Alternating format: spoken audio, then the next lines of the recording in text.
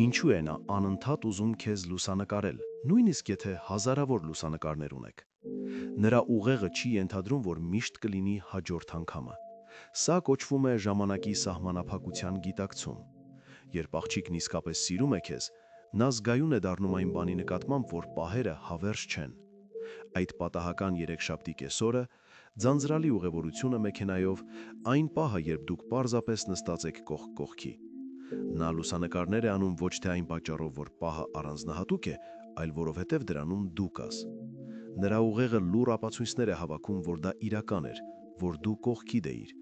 Յուրաքանչյուր լուսանկար նրա միջոցն է ասելու. ես ուզում եմ հիշել, թե ինչպես էր դա զգացվում, ինչպես էիր նայում ինձ, ինչպես էինք ծիծաղում։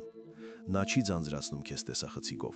նա պարզապես սիրում է քեզ այնպես, որ դա կարող է հավերժ մնալ։